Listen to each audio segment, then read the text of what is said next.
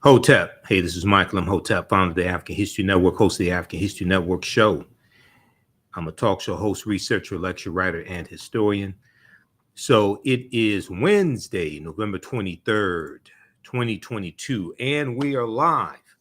All right, I wanted to come on and talk for a short period of time. I wanted to give an overview of a preview of the online class that I teach on Wednesdays, Ancient Kemet, the Moors, and the Ma'afa, Understanding the Transatlantic Slave Trade, what they didn't teach you in school. But also, I wanted to talk about this topic, and we deal with this in my 10-week online class. I wanted to deal with this topic of African empires and African civilizations that Europeans tried to claim as their own. And in some cases, Arabs tried to claim it as their own as well. And this goes beyond Kemet. This goes beyond Egypt. Egypt is one of them. That's probably the most prominent. But there are others as well. And I posted a video on our Facebook fan page, The African History Network. Some of you all saw this video. It got about 1,500 likes. And it deals with this white archaeologist who finds out that the ancient Africans, this one here is dealing with Nubia. He finds out that the ancient Egyptian pharaohs and the Nubians were Black Africans, and he's shocked. Okay, I'm gonna show you that here in just a minute. Okay, but we do thousands of years of history and what leads up to the transatlantic slave trade taking place in this 10-week class. So we'll give you some information how you could register for it and how you could join us in class today at 7 p.m. Eastern Standard Time. But you're going to learn a lot in this 10-week online course. So if we look at some of these African empires that Europeans tried to claim as their own, the first one that we'll look at would be that of Nubia. Okay, the first one would be Nubia, and or Ta-Hesi or Ta-Seti. Okay, and Nubia exists from about 4,500 BCE, before the Common Era, to 500 AD. Okay, and somebody E. Verdi says South Sudan like the Egyptian. Yeah, so you're looking at the lower portion of Kemet or Egypt and the upper portion of the Sudan. This is the area that was Nubia. Okay, you're going to have a larger region that's going to be Kush. That's basically a region as opposed to a country. Okay, so let's look at this here, and I'll post. We have information here in the thread of the broadcast to register for the class. Also visit our website, TheAfricanHistoryNetwork.com, TheAfricanHistoryNetwork.com. And you can register for the class right now. Okay, and I'll post the information here on the thread of the broadcast as well. The class is on sale $60, regularly $130. It's on sale for a limited time only. Okay, so ancient Nubia or Ta-Seti, also known as Kush, was a region along the Nile River, located in northern Sudan and southern Egypt. Located in northern Sudan and southern Egypt, or Kemet. It was home to some of Africa's earliest kingdoms, known for rich deposits of gold. Nubia was a major trading port for luxury goods that came from sub-Saharan Africa, such as incense, ivory, and ebony. Now, the first monarchy of recorded history was established in Nubia. The Nubians were also known for their exceptional archery skills. Okay, their exceptional archery skills that provided the military strength for their rulers. Okay, so one of the names of Nubia is also land of the bow. Okay, land of the bow. This is what Ta-Seti means. Land of the bow. You'll also hear referred to as Ta-Nehesi as well. The southern portion is Ta-Nehesi, if I remember correctly. Ta-Nehesi. Now, Kings of Nubia ultimately conquered and ruled Egypt for about 100 years, for about 1 century. Monuments still stand in modern Kemet, or modern Egypt and Sudan, at the sites where Nubian rulers built cities, temples, and royal pyramids. Now, in the 1800s, the Western world's interest in Nubia was awakened by the discovery of the ancient empire's monuments, which were reported almost simultaneously by individual British, French, and American explorers. Many of them found it difficult to credit indigenous Africans for building such a civilization. Now, this is the same thing that we found with ancient Kemet, ancient Egypt. Europeans found it hard to ascribe the pyramids and the temples to indigenous Black African people. All right. And one of the theories, and if you read Nile Valley Contributions to Civilization by Tony Browder, one of the we use in the 10-week online class. I'm around, we're going to do like 11 to 12 weeks because some sessions I had to cut short because of my work schedule. One of the theories was from these European archaeologists and scientists, things like this. One of the theories was that the ancient Egyptians were brown-skinned Caucasians. This is one of the theories that they had, over the years. They said that they were brown-skinned Caucasians. They tried to classify them as anything but being Black African, but being Negro. Okay, they said no. They maybe they're Semites, maybe they're descended from these people, maybe they're brown-skinned Caucasians, anything but Black Africans. Okay, now, so many of these scientists and archaeologists found it difficult to credit indigenous Africans for building such a civilization. Then you had some idiots who said, "Oh, well, maybe aliens built the pyramids because we they can't figure this out. So maybe aliens built the pyramids." Now, there are twice as many pyramids in the Sudan as there are in Egypt. There are twice as many pyramids in the Sudan as there are in Egypt. Okay. The Only Child said there is a study guide to Nile Valley Contributions to Civilization. That is true. I have the study guide also. Okay. Browder's a friend of mine.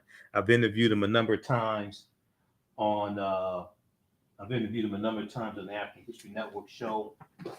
And this would be the study guide for Nile Valley Contributions to Civilization. I have that as well. Okay. All right.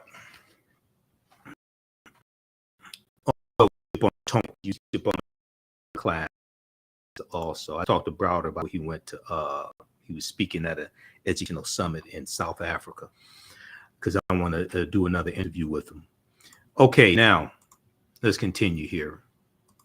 Okay, so I showed this video. I shared this video on our Facebook fan page, the African History Network, a couple of days ago, and people have been watching it. They've been going crazy over it. It's gotten over 1,500 likes, and I see other people have been sharing our video, and other Facebook platforms have been sharing the video as well. Okay, so remember, we were one of the first ones to share it. But in this video here, you have this European scientist, all right, and he's disappointed when he finds out that ancient Egyptian pharaohs were Black Africans. He's disappointed. And when I posted this on our Facebook page, I said, who the hell did he expect the ancient Egyptians to be? Brown-skinned Caucasians?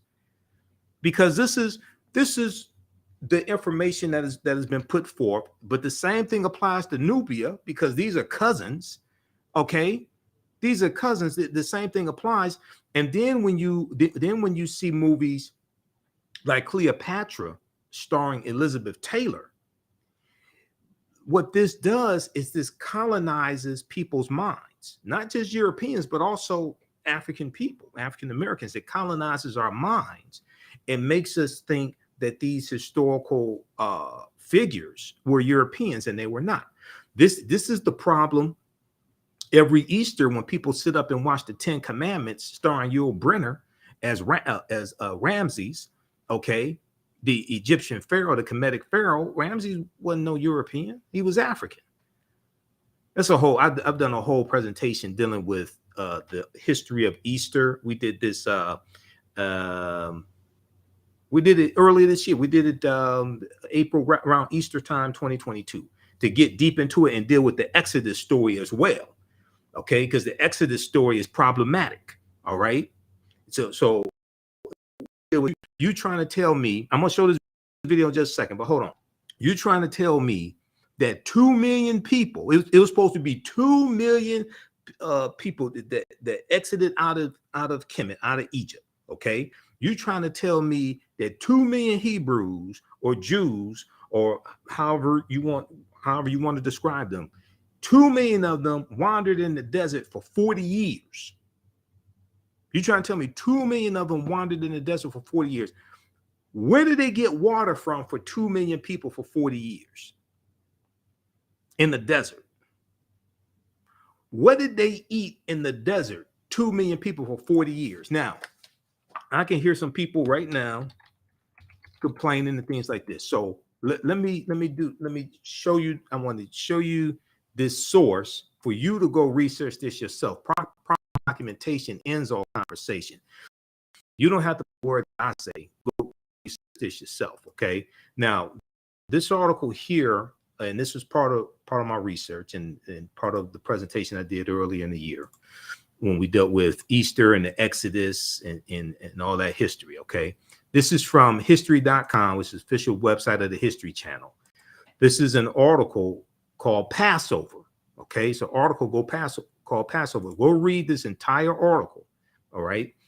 And it goes through and deals with the biblical story of Easter and the Israelites' departure from ancient Egypt and all this that's in the Bible, that's in the Helios Biblos, the Sun book. Helios is in reference to sun, S-U-N, the Helios Biblos. So it goes through and talks about the Passover story, which is really a story about killing African male children. Okay. It was supposed to be all the African male children under 2 years old. These weren't Europeans they were killing. These weren't European children they were killing. Who were they killing? African children. Okay. So it goes through and talks about the 10 plagues and all of that we read, that we learned about in Sunday school. For me, it was catechism class because I grew up Catholic. So we went to catechism school on Saturday as opposed to Sunday school on Sunday. Okay. Then it talks about according to the Bible and things like this. Then it gets to a portion. Then it gets to this part right here. Questions of historical accuracy. Questions of historical accuracy. Okay. Now, we have to understand this. World history is in world history books. Religious literature is in religious literature books. Okay. World history and religious literature are not the same thing. And this is where a lot of our people get confused. Now, I may say some things that are outside of the circumference of your own awareness. Just because you disagree with them or don't like them or haven't heard them before does not mean that they are not true. It just means you have to do some research to understand what I'm talking about. Okay. And I learned this from one of my teachers, Dr. Ray Hagins. And I usually have this in my presentations, especially, you know, when I do presentations, and especially when I do presentations in person, and I may be dealing with a mixed audience, may have different races in the audience, things like this. Okay. So I usually have people put their fingers together to form a circle. And I usually say something like this. The space inside this circle represents my realm of knowledge. Everything that I think I know about whatever I think I know is represented within the circumference of this circle. I must keep in mind that there are still things to know that exist outside the circumference of my own awareness. So the reason why I say this is because oftentimes when people hear something that contradicts what they believe or what they think they know, they automatically reject it without doing any research to determine the validity of the new information that they're learning. And they usually don't use that same level of scrutiny to analyze, critique, or evaluate what it is they believe or what they think they know. So just because you know everything that what you know does not mean you know everything there is to know about what you know. There's still things that exist outside the circumference of your own awareness. Okay, so I say that to say this here. So this section here of this article from history.com, history.com is the official website of the History Channel. In the article called Passover, it says questions of historical accuracy. Questions of historical accuracy. And it says for centuries, scholars have been debating the details and historical merit of the events commemorated during the Passover holiday. Okay, for centuries, scholars have been debating the details and historical merit of the events commemorated during the Passover holiday. Despite numerous attempts,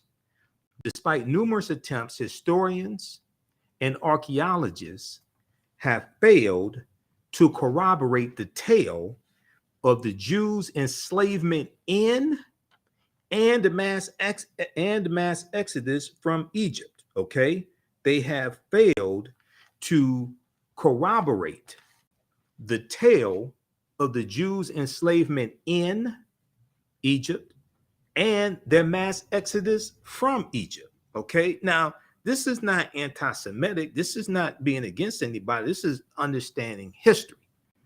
Okay, go read this article. This is not me saying this. This is what the History Channel is telling you. Now, they go on to say, although the ancient Egyptians kept thorough records, no mention is made of an Israelite community within their midst or any calamities resembling the 10 biblical plagues. There is also no evidence of large encampments in the Sinai Peninsula, the fabled site of the Jews wandering, or any sudden fluctuation in Israel's archaeological record that would indicate the departure and return of a large population. You realize that 2 million people or 1.5 million or a million people wandered around in the desert for 40 years or left a country and then went to another country? You understand that would throw off the ecology of that country, and it will leave archaeological remnants behind, archaeological evidence. Stuff you can't just write something in the history and don't realize that people in history leave archaeological footprints. Okay, this stuff doesn't happen. It goes on to say a handful of scholars, including the first century Jewish historian Josephus, which would be spelled with the Y because the letter J wasn't created in 1630 AD, have suggested a link between the Israelites and the Hyksos, a mysterious Semitic people, possibly from Canaan, who controlled Lower Egypt for more than 100 years before their expulsion during the 16th century BCE, before the Common Era. Most modern academics, however, have dismissed this theory due to chronological conflicts and a lack of similarity between the two cultures. Okay, so read this full article. Don't just read the part about question of historical accuracy. Read that definitely, because this gets left out when people sit up and watch the 10 Commandments every Easter. Okay, this gets left out of the conversation. But read that full article from history.com. Okay, now I want to go back to PowerPoint presentation, and these are some slides from the class that I teach also. Okay, the 10-week online class, Ancient Kemet, the Moors, and the Ma'afa, Understanding the Transatlantic Slave Trade. And we normally teach this class on Wednesday, 7 p.m. To 9 p.m. Eastern Standard Time. So I'm teaching the class at our online school tonight, so you can register for the full course. And we do the sessions live. All the sessions are archived and recorded, so you can go back and watch the classes anytime. A year from now, 2 years from now, you can watch the entire class. Okay, so here's what happened with this scientist who didn't know that ancient Egyptian pharaohs were Africans. Let's go here. I'm gonna get this to play. Just a second here.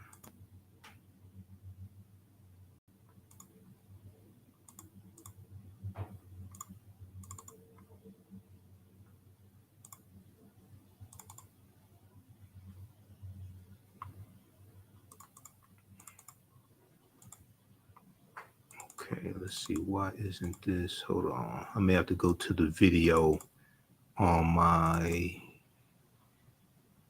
Facebook page for it to play.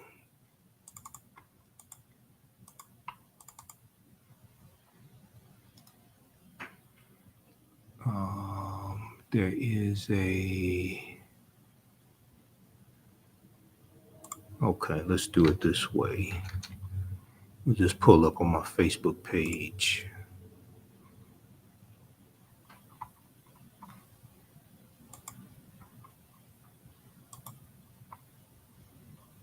Hold on.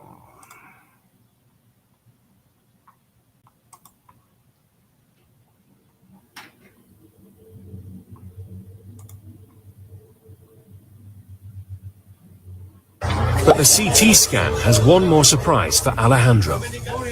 Shemai's ethnicity. Well, okay, here, let's play it. Let's play it off of Facebook. they have just told me that Shemai had a Nubian. Let me see. Let's back this up.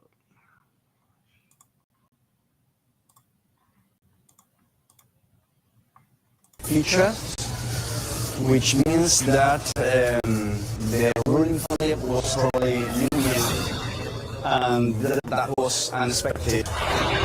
Examining Shemai's anatomy closely, the thickness of his bone and the shape of his nasal cavity, the anthropologists think he was a black African, likely from neighboring Nubia. A huge revelation that challenges the prevailing image of the Egyptian ruling class. We always thought the ancient Egyptian elites were Mediterranean type, and in this sense, Shemai is representing the society of the upper tier, in which different ethnic groups were mixed. At the end, it doesn't matter the color of your skin. Shemai was Egyptian. Okay. All right. So what he said that they thought that the ancient Egyptians were Mediterranean. This is another way they try to obfuscate the history. Okay, so they try to say the ancient Egyptians were Mediterranean, brown skinned Caucasians, anything but black Africans. All right. I'm gonna play this again. Scientists disappointed when he finds out that the ancient Egyptian pharaohs were black Africans, and they mention Nubia in here as well. Okay, so let me pull this back up, and I tried this. It played in PowerPoint.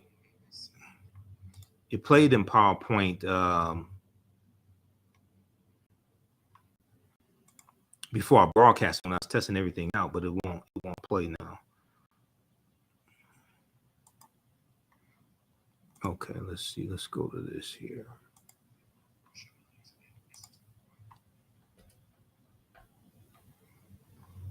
All right, let's try to play. I hate these videos and well, they have just told.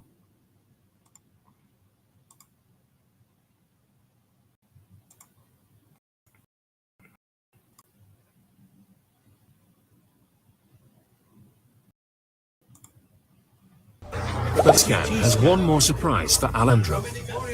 Shammai's ethnicity. Well, they have just told me that Shammai had Nubian features, which means that their ruling family was probably Nubian, and that was unexpected. Examining Shammai's anatomy closely, the thickness of his bone and the shape of his nasal cavity, the anthropologists think he was a black African, likely from neighboring Nubia. A huge revelation that challenges the prevailing image of the Egyptian ruling class. We always thought the ancient Egyptian elites were Mediterranean type, and in this sense, Shammai is representing the society of the frontier, in which different ethnic groups were mixed. At the end, it doesn't matter the color of your skin. Shammai was Egyptian. All right. Yeah. So he says he has to admit Shammai was Egyptian. He said it doesn't matter the color of your skin, blah blah blah. Okay. He said they thought the Egyptian elite were Mediterranean type. Just more nonsense. Okay, so he got a real wake up call with that scientific discovery. Now, during the 1840s, German Egyptologist Carl Richard Lepsius, who lived from 1810 to 1884, asserted confidently that the Greek term Ethiopian, when referring to the ancient civilized people of Kush, did not apply to Negroes. He said it did not apply to Negroes, but was used to describe reddish-skinned people closely related to the Egyptians who, quote, belong to the Caucasian race, end quote. Okay, so they're trying to ascribe the Egyptians and Nubians, things like this. They're trying to ascribe them to the Caucasian race and describe them as reddish-skinned people. Okay, they also said that the Egyptians were brown-skinned Caucasians. Now, when historically, like in ancient Kemet, but also we see this in Ethiopia, Somalia. A lot of them didn't have broad noses and thick lips. Some of them had more aquiline features, narrow noses, thinner lips. Some of them, okay. These were still Black Africans. So we see all these mental gymnastics that take place with people who don't want to admit that one of the greatest civilizations in history was created by Black African people. They don't want to deal with that. All right. And we see the same thing with Nubia. Okay. We see the same thing with Carthage, where you have Hannibal Barca and the Carthaginians. Okay. How's everybody doing? Give us a thumbs up, give us a heart, give us a like on this broadcast, share this broadcast on your social media platforms. Also, be sure to register for the 10-week online class that I teach on Wednesday. Ancient Kemet, understanding the slave trade, what they didn't teach you in school. So we teach this on Wednesday, 7 p.m. to 9 p.m., about 9 p.m. or so, Eastern Standard Time on Wednesdays. Okay, so we deal with thousands of years of history and what leads up to the transatlantic slave trade taking place. Just click right here and register here to register. Classes on sale $60, regularly $130.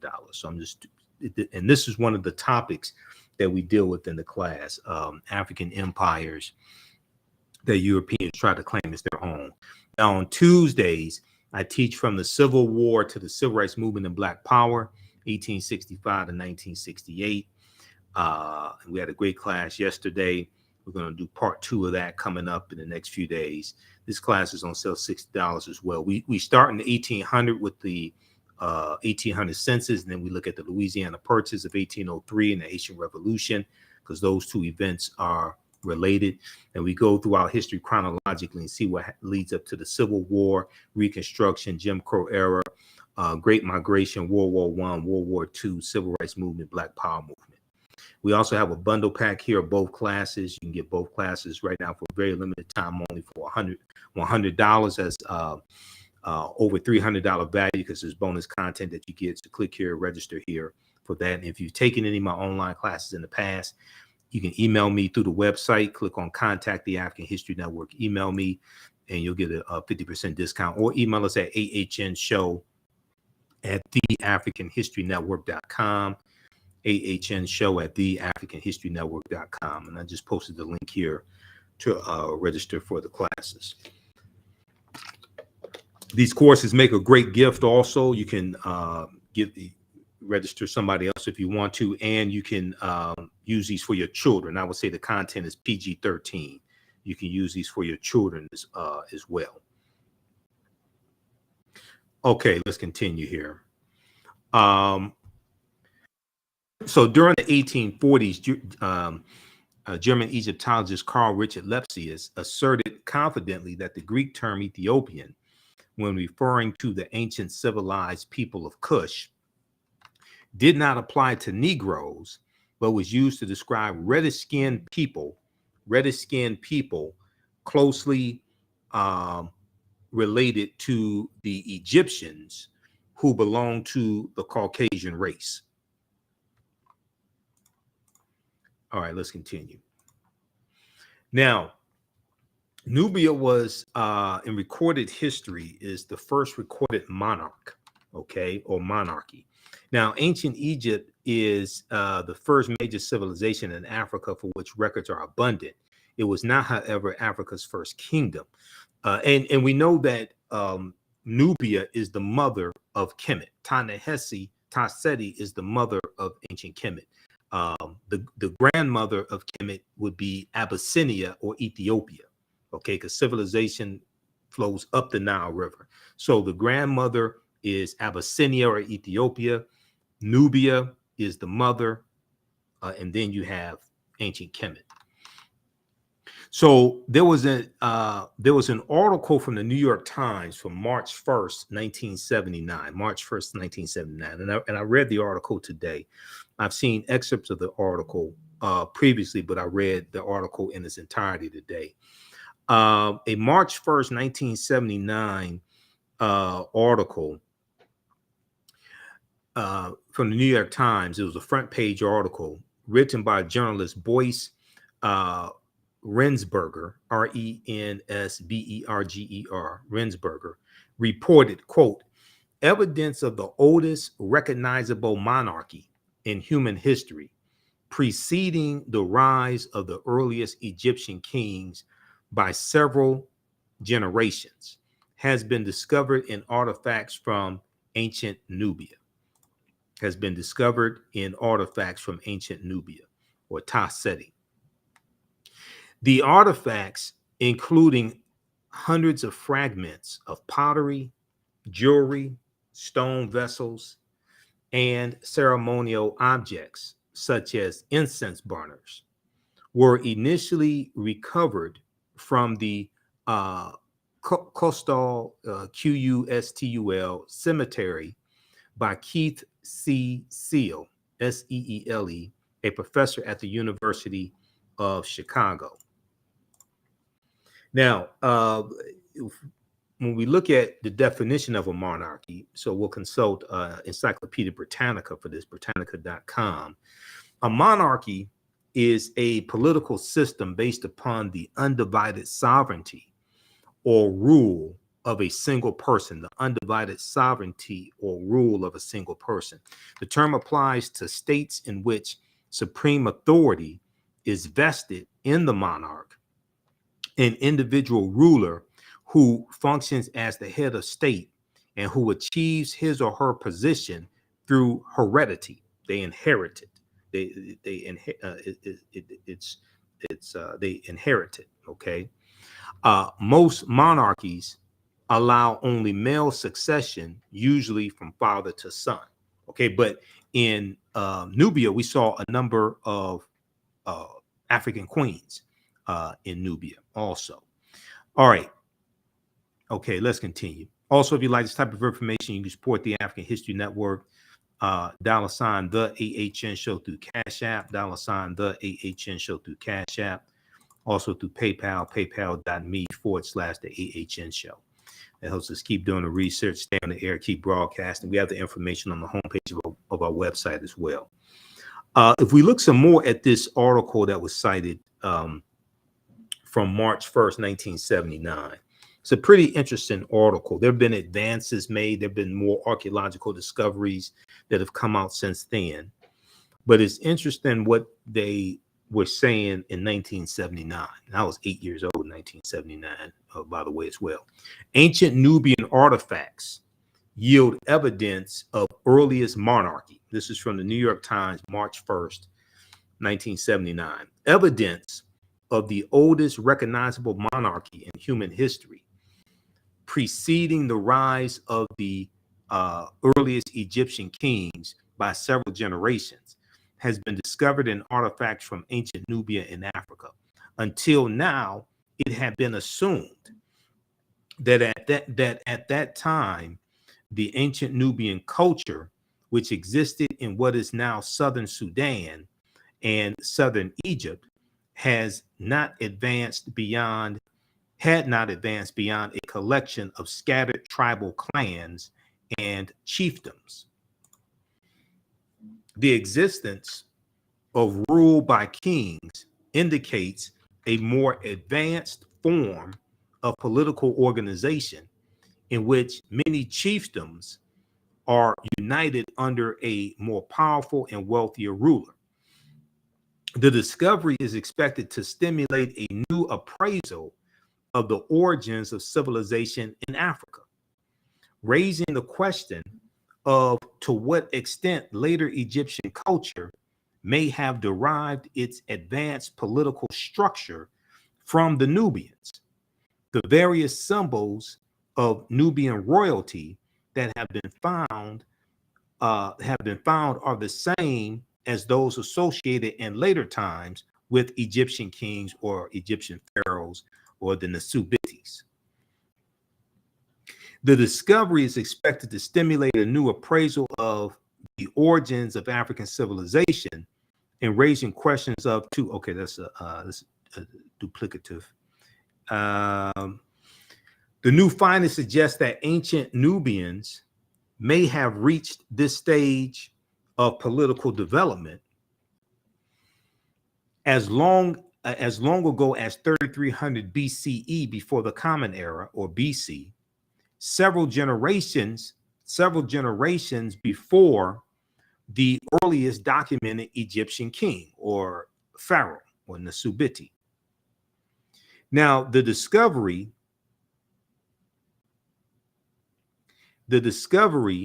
is based on study of artifacts from ancient tombs excavated 15 years ago. Okay, so that'll go back to like 1964 or so, because this article's from 1979, 15 years ago, and 64, 65, in an international effort to rescue archaeological deposits before the rising waters of the Aswan Dam covered them. Okay, so check out this article here from the New York Times, March 1st, 1979. Ancient Nubian artifacts yield evidence of earliest monarchy. Okay, now another African empire that Europeans try to claim as their own, all right, is that of Carthage. And we'll talk about Carthage in today's class. And when you register for the class, Ancient Kemet, the Moors, and the Ma'afa, Understanding the Transatlantic Slave Trade, at our website, TheAfricanHistoryNetwork.com. And we'll post a link here again so you can register for the course. And we also have the bundle pack as well. We get both classes for $100. This over $300 value. because today we'll talk about the Punic Wars and Hannibal Barca and the Battle of Cannae. Okay, so there was a on the History Channel, they had a series called Barbarians Rising. Barbarians Rising. This was back in 2015, and Nicholas Pinnock portrayed Hannibal Barca. Okay, and he did an excellent job portraying Hannibal Barca. History Channel's newest documentary series, Barbarians Rising, tackles the fall of Rome over the course of 700 years of invasions. However, the most recent episode that aired Monday depicts Hannibal of Carthage as a black man, which he was, and many white history buffs are crying foul over what they say is historical inaccuracy. In the series, Hannibal is portrayed by Black British actor Nicholas Pinnock. He did a fantastic job of it. I've posted this picture on our fan page, the African History Network, before also. Okay, so the famous Carthaginian Hannibal Barca was a thorn in the Roman Empire's side. He became a general at the age of 26 and managed to unite barbarian tribes to stop Rome's imperial rise.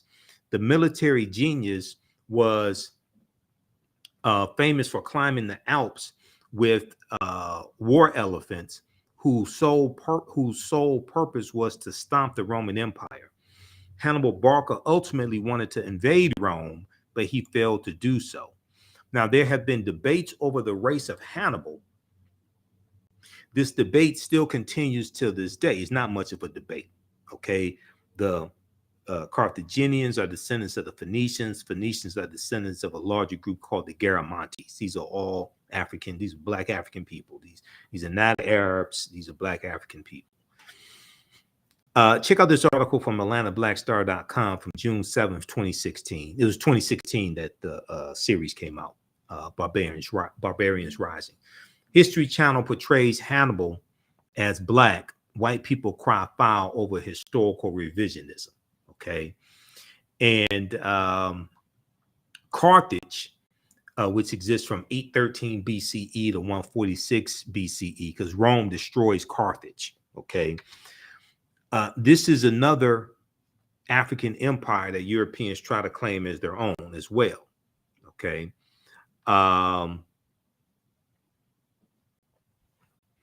So Carthage was founded in the 9th century BCE on the Gulf of Tunis. From the 6th century BCE, before the Common Era, or BC, from the 6th century BCE onwards, it developed into a great trading empire.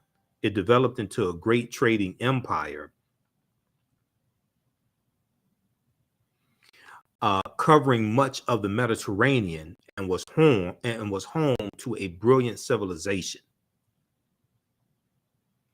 In the course of the long Punic Wars, which exists from 264 BCE to 146 BCE, and we'll talk about the Punic Wars in class today.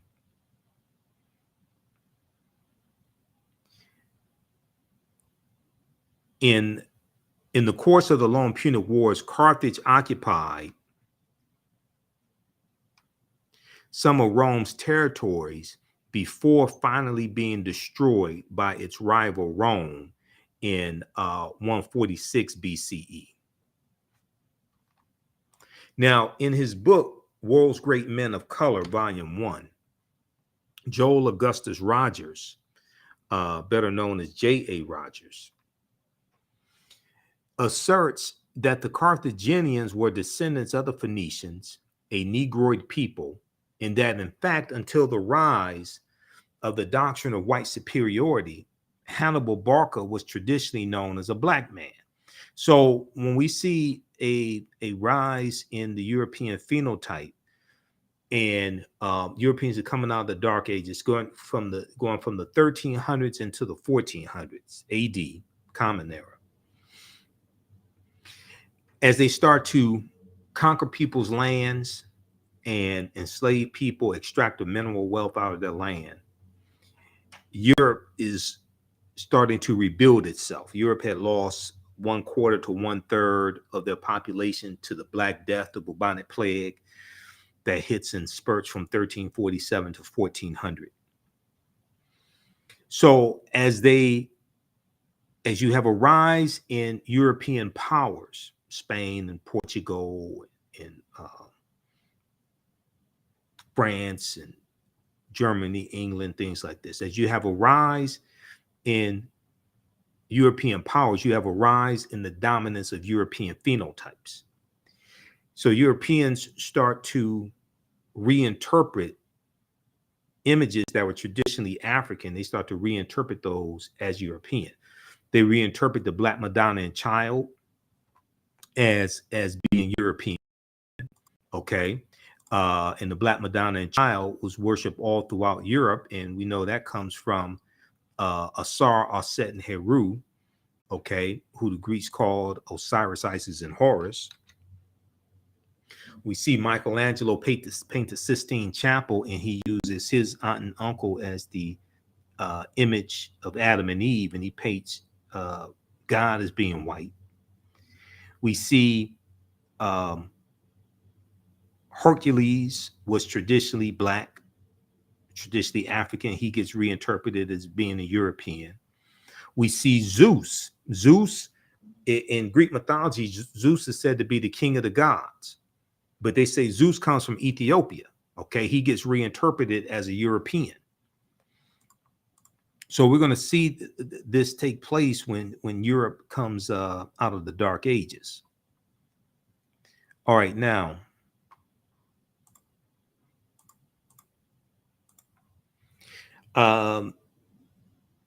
today, many encyclopedias classify the Carthaginians as whites or Semites, but ancient Greek and Roman eyewitness accounts paint a different picture. The indigenous peoples of Carthage were called the Afars, A-F-E-R-S, the Afars. Ancient Roman poet Virgil, in his poem Moretum, M-O-R-E-T-U-M, speaks of a woman from the Afar or Afar, A-F-A-R, or Afra, A-F-R-A, race. And he says of her, quote, and all her figure proves her native land. And all her figure proves her native land. Her hair was curly, thick her lips, and dark her hair color. Her hair was curly, thick her lips, and dark her hair color, unquote. Now, in Library of History book 20, Roman numeral 20, XX, Roman numeral 20, Greek historian Diodorus mentions a Greek lieutenant named Agathocles, who defeated a people in the area of present-day Tunisia who were the same hue as Ethiopians. The eyewitness accounts are corroborated by physical anthropology. L. Berthelon and E. Chantre, both well-noted French anthropologists, documented their examination of skeletons throughout North Africa in all periods. They note that the remains of both upper and lower class individuals of ancient North Africa were representative of the Negroid race. They note that the remains of both upper and lower class individuals of ancient North Africa were representative of the Negroid race. So these were Black African people. All right. So that deals with Carthage and the Carthaginians. And the Carthaginians are involved in the Punic Wars from about 264 to about 146 BC. Then we have the Kingdom of Great Zimbabwe. This is another African empire that Europeans tried to claim as their own. Now, the Kingdom of Great Zimbabwe existed from about 1220 Common Era CE or AD to 1450 Common Era. Okay. And how's everybody doing? Give us a thumbs up, give us a heart, give us a like on this broadcast. How you like this type of information? Okay. Who still needs to register for our 10-week online class that I teach on Wednesdays? Ancient Kemet, the Moors, and the Ma'afa, understanding the transatlantic slave trade, what they didn't teach you in school. And what we're going to do is also we're going to have a new session of this class start up on Monday, November 29th, 7 p.m. to 9 p.m. Eastern Standard Time. Also, Monday, November 28th, we're going to have a new session of this class start up Monday, November 28th. And so we're going to enroll you that's coming to an end of 2 or 3 weeks, and we'll enroll you in the new class for one price, for one cost, one admission, one registration cost. So you don't have to worry about paying for both classes. Okay.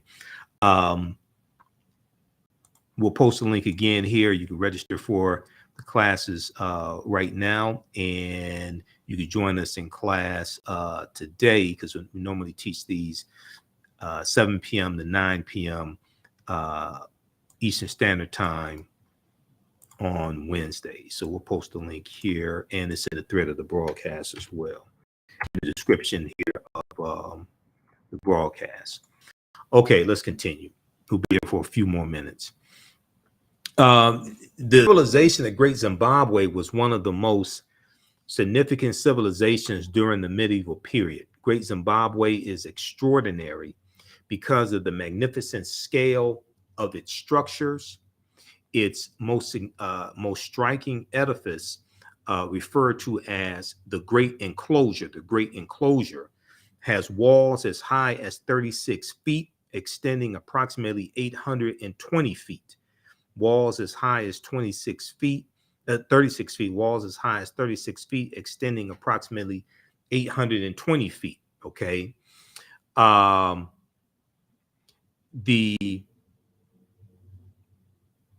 Making it the largest ancient structure south of the Sahara Desert.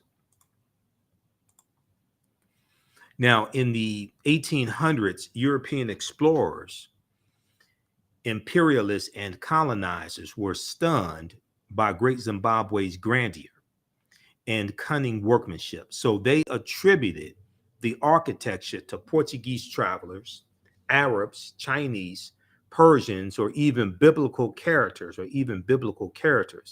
such as King Solomon and the Queen of Sheba.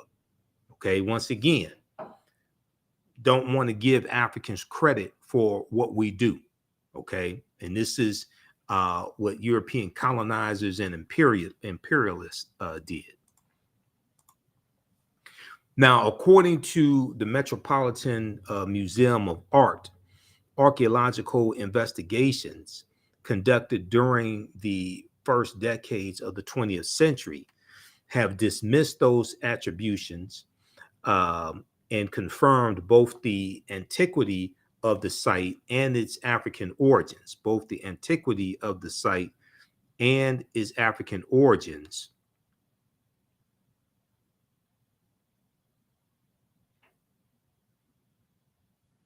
The antiquity of the site and its African origins.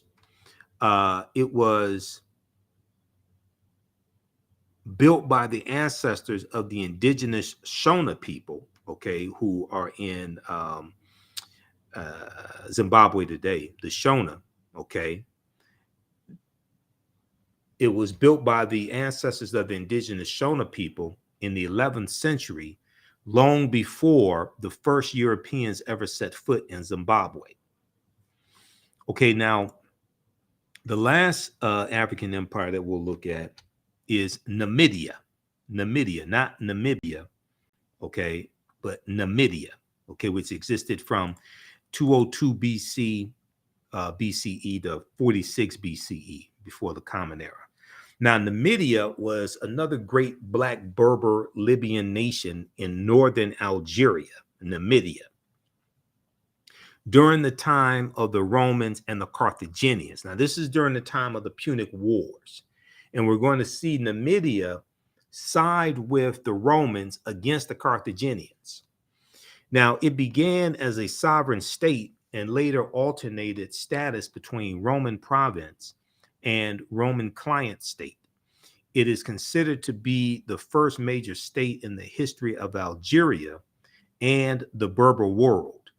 Now, Numidia has also been classified by European and Arab historians as a Caucasian or Semitic built civilization. European and Arab historians tried to claim Numidia as their own, saying it was a Caucasian or Semitic built civilization. However, in his book, The Destruction of Black Civilization, by Dr. Chancellor Williams, Dr. Chancellor Williams declared that Libya was once so nearly all Black that to be called a Libyan meant that one was Black. Okay? At one point, Libya was so Black that to be called a Libyan meant that one was Black. The Greek historian Herodotus, writing about Libya in his book Histories, book 4, stated, quote, "One thing I can add about this country, so far as one knows, it is inhabited by 4 races and 4 only, of which 2 of these races are indigenous. 2 are indigenous and 2 are not indigenous. The indigenous peoples are the Libyans and Ethiopians. The former referring to the Libyans, occupying the northerly, and the latter the more southerly parts. The immigrants are the Phoenicians and the Greeks. The immigrants are the Phoenicians and the Greeks. Now, one of the most famous, end quote, now one of the most famous Berber Moors of the Roman times was Massinissa, M-A-S-I-N-I-S-S-A, Massinissa, who was the king of Numidia. He lives from 238 BCE to 148 BCE. Now, Massinissa assisted the Romans against the Carthaginians during the Punic Wars. Okay, and when you study the Punic Wars, you read about this. We deal with this in the class. Now, this coin here depicts the coin depictions and statues of King Massinissa confirm without doubt that this great Berber leader and king of the Moors was phenotypically a Black African man with woolly hair, similar to the West African type. Now, Syphax, S-Y-P-H-A-X, king of the Massalinians, Massalinians, M-A-S-A-E-S-Y-L-I-A-N-S, the Massalinians in Numidia, a contemporary and great rival of King Massinissa, was also depicted in his coinage as a phenotypically Black African.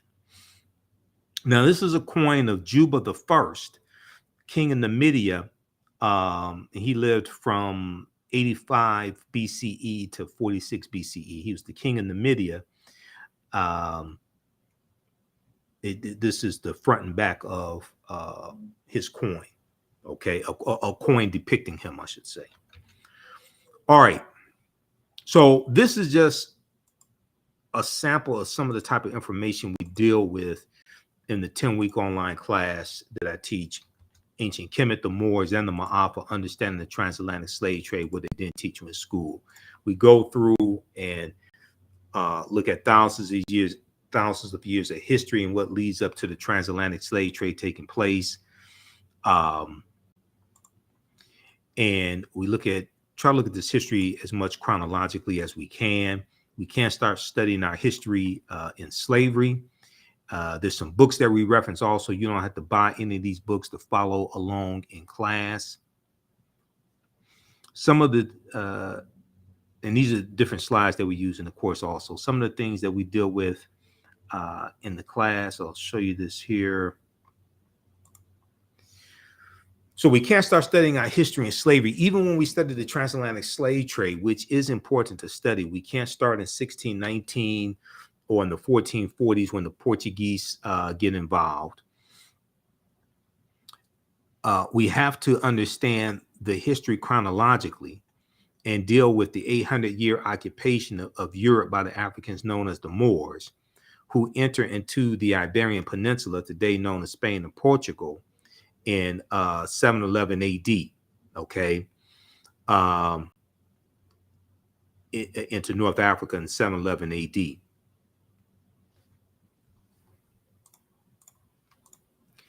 This course not only deals with the transatlantic slave trade, but we deal with thousands of years of history that leads up to the transatlantic slave trade of African people taking place. Now, August 20th, 2019 marked the 400th year anniversary of those 20 and odd Africans on the White Lion pirate ship coming into Virginia, okay? And in Point Comfort, coming into Point Comfort on August 20th, 1619 in Virginia. Now, that year, 2019, was known as the year of return, as many African Americans were reconnecting and still are reconnecting to Africa and traveling to Ghana and other West African countries. When we discuss the transatlantic slave trade, we have to first understand that African people are the original people of North, Central, and South America and have been in the land we call the United States of America, or what Native Americans call Turtle Island. We've been here in this land at least 51,700 years. Now, this does not mean that the transatlantic slave trade did not happen. It means that we were here for tens of thousands of years before the transatlantic slave trade happened. It did happen, but you have to understand the history before that. So some of the things we deal with in class: what was the transatlantic slave trade? What were some of the events that led up to the transatlantic slave trade taking place? What role did Christopher Columbus play? Because Columbus is crucial to understanding the transatlantic slave trade and the spread of it. When did Africans first come to the U.S. as slaves? Did Africans sell themselves into slavery? We deal with that complicated history. We deal with Ausar, Aset, and Heru, who the Greeks called Osiris, Isis, and Horus. Links to ancient Kemet, Egypt, and early Christianity, Freemasonry, and the making of America.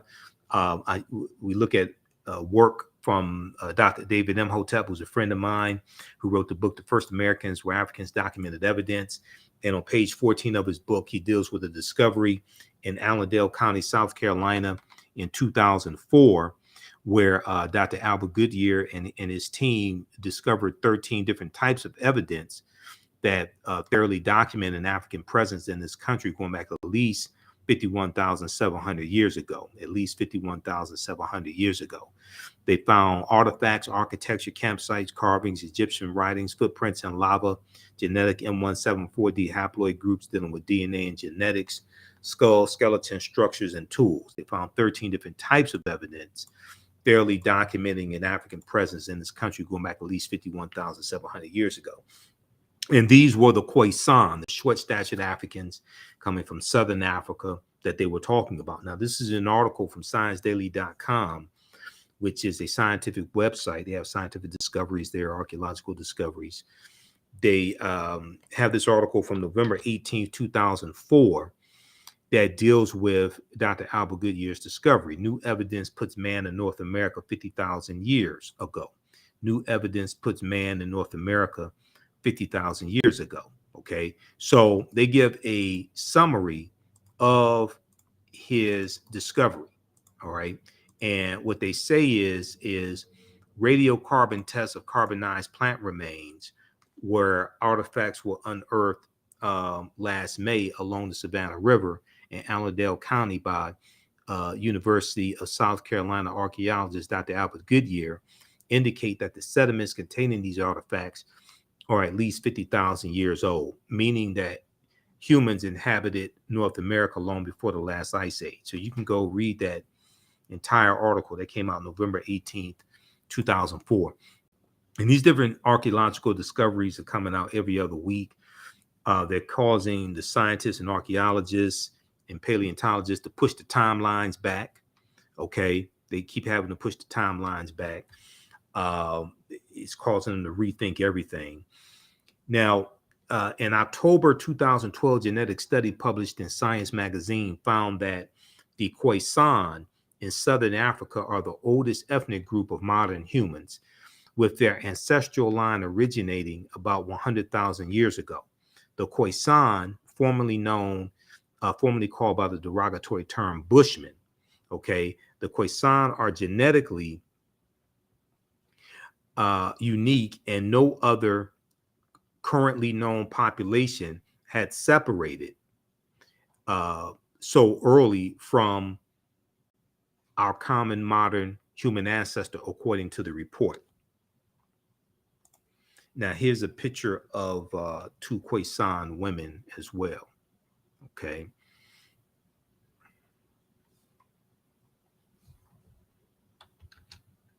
All right. So we go throughout history and look at different archaeological discoveries that have come out recently, like this one here on the Greek island of Crete. In 2010, they found stone tools that date back 130,000 years ago, but Crete has been an island for more than 5 million years. And they're saying that this is strong evidence of sailing in the Mediterranean 130,000 years ago. And so these were African, these had to be African people. And this shows us sailing at least 130,000 years ago. We look at the lost city of Egypt. There are two lost cities of Egypt. Tanis Heraklion, that was built around 8th century BC, was swallowed into the sea, Tanis Heraklion. But then also Dazzling Aten, which was discovered in 2021. Okay, Dazzling Aten as well was another lost city. Okay. We'll look at this one. This was a good discovery here out of Morocco, where they found remains of Homo sapiens that date back 300,000 to 350,000 years ago, and this is over 100,000 years earlier than the remains that they had that came out of Ethiopia, that they said were the oldest remains of modern man, that they dated back 195,000 years ago. These here in Morocco date back between 300,000 to 350,000 years ago. Okay, and it shows we were migrating out of East Africa, the Nile Valley region of East Africa, much earlier than a lot of the archaeologists, etc., had previously thought. Okay, so we go through and we look at different civilizations. We go through and look at this history. We look at the African influence here in the U.S. We see the Washington Monument as an ancient African symbol called a Tekhen. The Greeks call it an obelisk. And we see Tekhens in New York City, London, England. We see them in Paris, France. These are Tekhenw for plural, that were taken from Africa.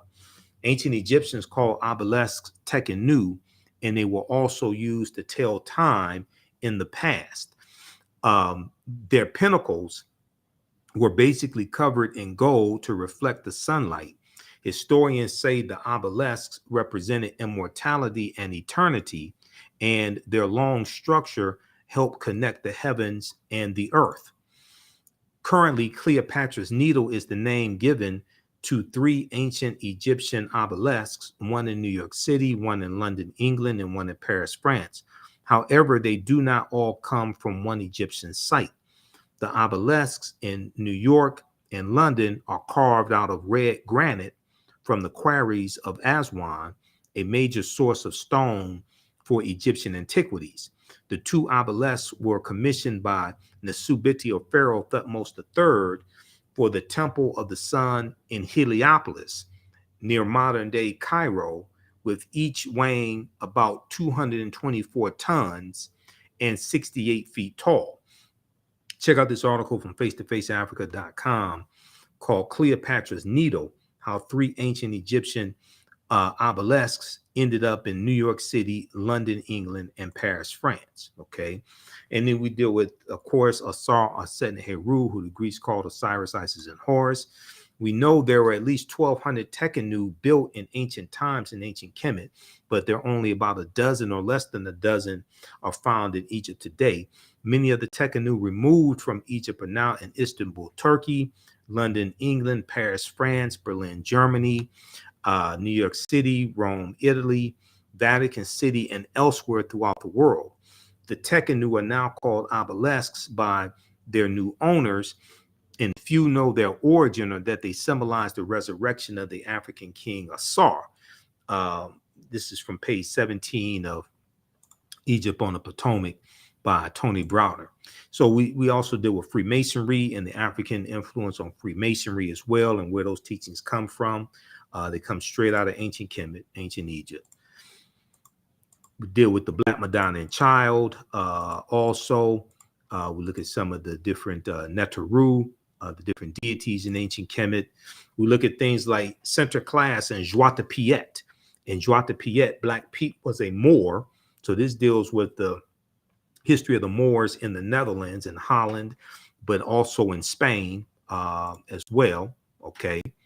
So this is just a brief overview of this 10-week online class. There's over 50 articles that we reference in the class. It's about 100 or so slides, something like that. With the slides, we also do with the film Black Panther. Okay, we talk about that in the class because there's a lot of African influences that we see in the film Black Panther, and the Panther deity Bast comes from the Neter, the deity Bastet, the goddess Bastet out of ancient Kemet. And Bastet was an ancient Egyptian goddess worshipped in the form of a lioness and later a cat. She was a goddess of warfare. In Lower Egypt, Lower Kemet, she was worshipped as early as the Second Dynasty, 2890 BCE. So we deal with that in Black Panther. Then we go through and we look at some of the history of the Moors as well, and who were the Moors, and the Moors going into the Iberian Peninsula, today known as Spain and Portugal, in 711 AD. And they go in 710, led by Tarif, the General Tarif, for the reconnaissance mission, but then go on in 711 AD, led by Tariq ibn Ziyad. And we know where they landed in the Iberian Peninsula. They named the mountain Tariq's Mountain, Jebel Tariq's Mountain, which we call Gibraltar. So when you hear about the Rock of Gibraltar, that is a mountain named after an African man, Tariq ibn Ziyad. Okay, and then we look at what leads to the transatlantic slave trade taking place. We look at the Moors losing control of Spain and that last stronghold, Granada, January 2nd, 1492. We look at Christopher Columbus and how Columbus is crucial to understanding the spread of the transatlantic slave trade. And Columbus never came to the land we call the United States of America. The closest he came here was Cuba, which is 90 miles away. But we're going to see Columbus is responsible for the decimation of 12 million to 25 million people. Right Reverend Bishop Bartholomew de las Casas, who traveled with Columbus on his voyages, some of his voyages, he estimated that Columbus was responsible for the murder of 12 million to 25 million indigenous people. Now, Dr. David M. Hotep, in the book, The First Americans Were Africans, Documented Evidence, he talks about how 70% of the people Columbus encountered on his 4 voyages were African people. Okay, so then we go through and we look at and we see what leads to the transatlantic slave trade taking place. Okay, then we go through and analyze the transatlantic slave trade as well. All right, so this is a 10-week online class. We don't give any tests. We don't give any grades. You don't have to worry about that. But you're going to learn a lot in this class. How do you all like this type of information? Give us a thumbs up, give us a heart, give us a like on this broadcast. How you like this type of information? Okay, you can use this with your children also. I would say the content is PG-13. It's not overly graphic. I don't do a lot of cursing or anything like that. The class is on sale $60, regularly $130. We have the information right on the homepage of our website, TheAfricanHistoryNetwork.com. It's also in the description of this broadcast. And we teach classes normally Wednesday, 7 p.m. to 9 p.m. Eastern Standard Time, and Sunday and Tuesday, 7 p.m. to 9 p.m. Eastern Standard Time. So Wednesdays is Ancient Kemet, the Moors, and the Ma'afa, Understanding the Transatlantic Slave Trade. We do the sessions live. Then all the sessions are archived and recorded. You can watch them on demand anytime. So a year from now, 2 years from now, you can go back and watch the entire course. Then Tuesdays, I teach from the Civil War to the Civil Rights Movement and Black Power, 1865 to 1968. And we start the class in the year 1800. And we look at history chronologically, look at that 868-year period of time, okay? So we have a bundle pack for both classes also. They're greatly discounted, so you can register for that here. We have the bundle pack, so just click on register here. You get both classes for $100. And we have a promotion coming up for Black Friday. It won't include the courses because the courses are already greatly discounted, but it includes my DVD lectures and digital downloads that we have at our website, TheAfricanHistoryNetwork.com. So look out for that as well. Okay, if you want to support the African History Network, also $ the AHN Show through Cash App, $ the AHN Show through Cash App, or through PayPal, paypal.me/the AHN Show. You can click on the links here, and it takes you to our QR code. This helps us keep doing the research, stay on the air, keep broadcasting, pay some of the bills, broadcast our Sunday night show, the African History Network show on Sundays that I've been doing for 12 years, 6 years on 9:10 a.m. the Superstation WFDF here in Detroit. Okay, so you can support us that way as well. Saturday, I will be at Pace Academy in Pace Academy in Southfield, Michigan. I'll be there for the pop-up shop that Zeta Phi Beta Sorority Incorporated is doing. My sisters at Zeta Phi Beta Sorority Incorporated. I'll be a vendor there. So it's taking place 12 noon to 6 p.m. We're going to put that on our homepage of our website, The African History Network. It's taking place 12 noon to 6 p.m. And I also posted it on my personal page. I need to post it on the African History Network fan page. Let me pull this up here. Where is this? Just a second. Let me pull this up here. Okay, this is taking place. This is for Small Business Saturday, Black Friday, and Small Business Saturday. It is taking place Saturday, November 26th.